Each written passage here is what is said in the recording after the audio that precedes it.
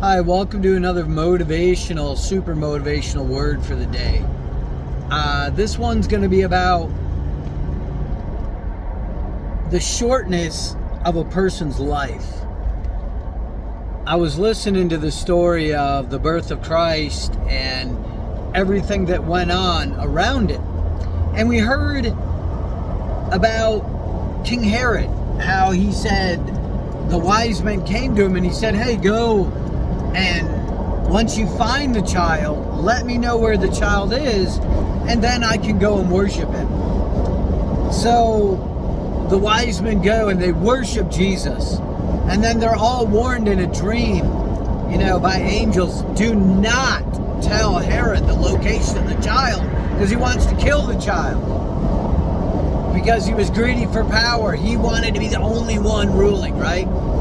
So it goes back, and Herod realized that they tricked him. And when he does that, he gets angry. And he sends out a decree that every child, I think it was 2 years and under, is killed by the sword. So they go out and the Roman soldiers kill every baby 2 years and under. And it fulfills a biblical prophecy talking about the children of Rebecca are weeping because they're not, right? Because they're killed. So the next verse right after it is like, and Herod died. And then, Jesus was warned, or Joseph was warned in a dream by an angel to take the child down to Egypt.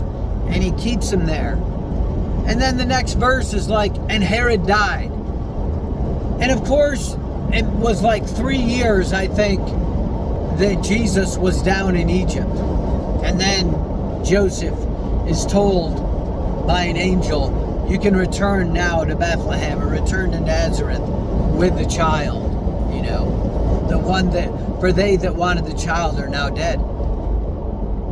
But as I'm listening to this, we're reading a sentence, and it says, in one sentence you're hearing, and powerful King Herod slays all the children, and he's the ruler. And like the next verse, it says, and Herod died. So that right there was like a powerful thing.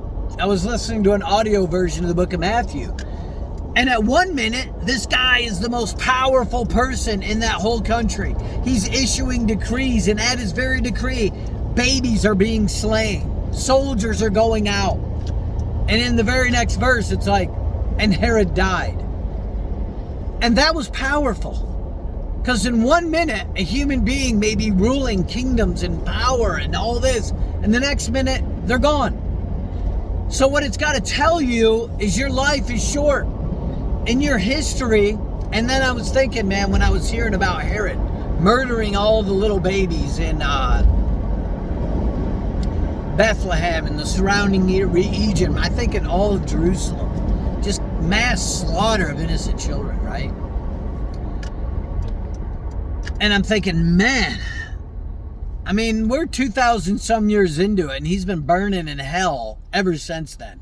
But in his own little deluded world, he was the most powerful person, right?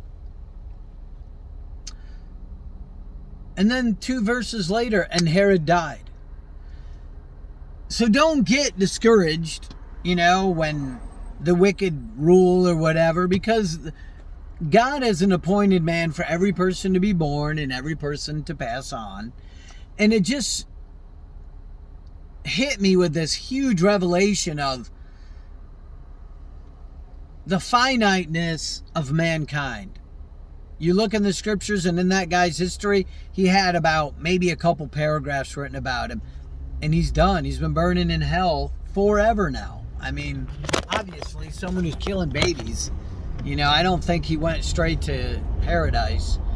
So, what does that tell us? It causes us to push pause for a minute and look at your life, not in the 70 years you're here, or 80, or maybe 104, or 120. But look at, like in King Herod, and then he died. Okay, at some point in time, every single one of us, there's no one getting out of it unless you get raptured straight to heaven. It's going to be an obituary in a newspaper, or now they do them online, right? And then Bill Lansdowne passed away. You know, and what will be the paragraphs leading up to that? And you can put your name in there. Every human being's going to put their name in there. So it kind of does two things. It makes those of us who are alive now want to think, okay, what is my life going to be leading up to that? What is God going to say to me when I leave this world and stand before him? And then it does the second thing of, we know there's despots. We know there's tyrants. We know there's people like King Herod. I was in a social studies classroom a few years ago, and there was a poster, and I think it was called The Wall of Tyrants, you know, and dictators. And it would have a dictator and then a bunch of skull and crossbones under him, maybe equaling how many millions of people they were responsible for their death. And I think everybody on that wall has come and gone. There was Hitler. There was Mao Zedong. I looked for Idi Amin, but I didn't see him. And it was just tyrant after tyrant after tyrant after tyrant. And they had their time. They had their time of power, and they used it to do great wickedness, right? But they're all gone now. Everybody on that wall. Stalin, Hitler. I'm not sure if Mussolini was on there. But you look at the despots, they're not eternal. So don't get discouraged when you see atrocities in this world. Of course you should be heartbroken and want to affect change. But know that just like Hitler, and then he died. At one point in time, every evil dictator, horrible person will meet their end.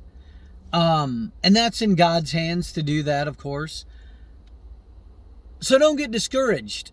But it was just such a powerful statement. It was all these powerful things he's doing, and then 2 verses later, and then he died. And Herod died. And in him, he was wrapped up in his power and his glory and his striving to not want to lose his throne to this little bitty baby coming through, where these prophecies are written, sure enough, in the Bible, that this guy born out of Bethlehem, you know, root of Jesse, is going to rule. And the wise men saw it. They knew it. So which side are we on? Are we on the side of the wise men, where we go and we worship Jesus? Or are we on the side of wanting to maintain our power and our glory and fighting against the baby Christ, fighting against the Messiah? So we have a choice. You know, me, I humbly choose that God will be merciful to me, that then, and William Lansdowne passed away, but I left a good legacy. You know, we all should strive to do that. So as you come into Christmas season, kind of relook at the Christmas story in that light. And Herod died. Christ went on to give us 4 Gospels, multitudes of sermons, raised from the dead. He's the most quoted person now in history. If a person asks you to go 1 mile, go with him 2. A house divided against itself shall not stand. Do unto others as you'd have them do unto you.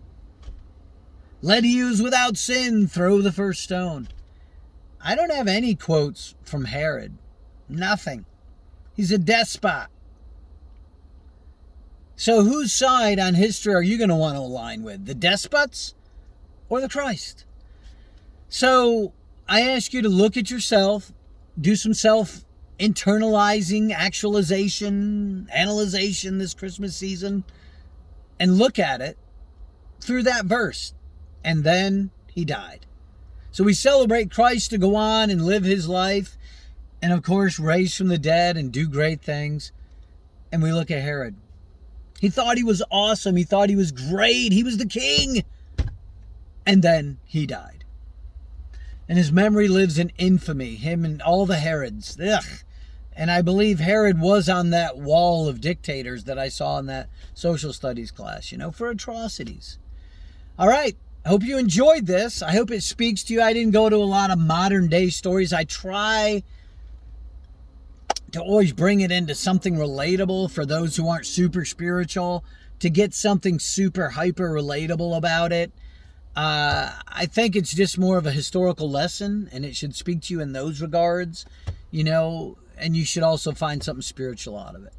So have a great Christmas season. Hope you enjoyed this word for the day. Take care.